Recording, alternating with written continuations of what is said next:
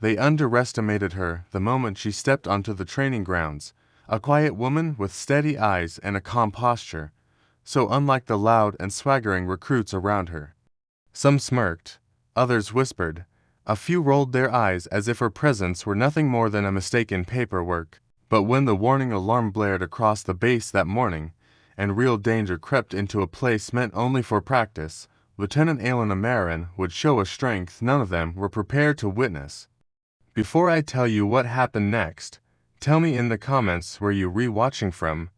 I love knowing who is listening. Elena had always carried herself softly, a habit learned from years of being told to stay small, stay quiet, stay polite.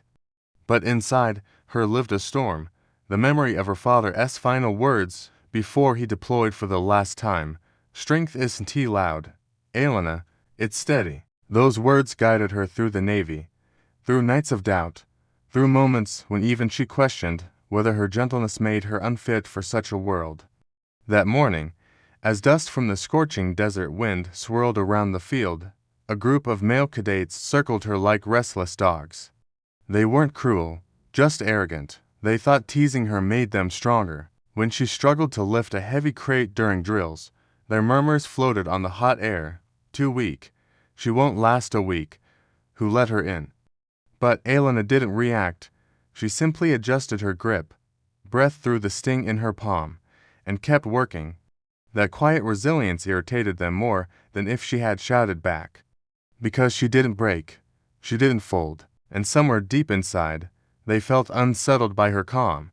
As the sun climbed higher, a sudden tremor shivered through the ground.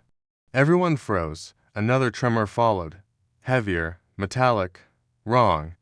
Then, out of nowhere, an explosion ripped through the far side of the compound, sending a wave of dust bursting across the training field.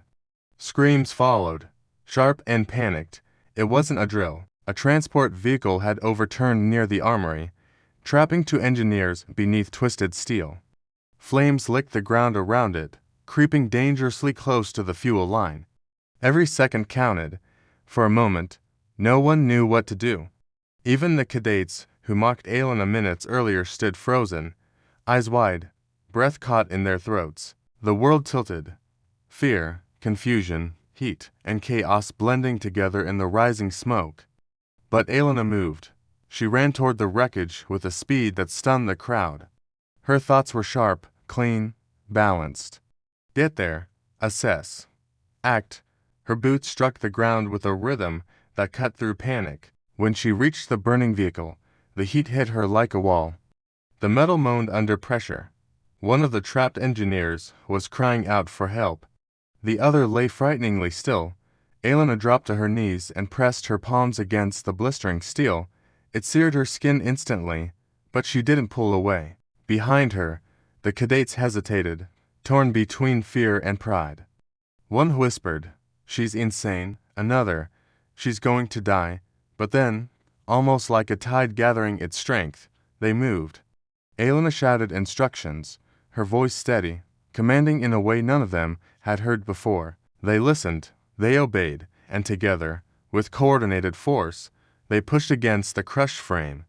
Tools slammed in unison, shoulders met metal, grip met fire.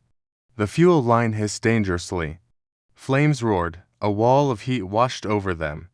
But they lifted, they pulled the first engineer free.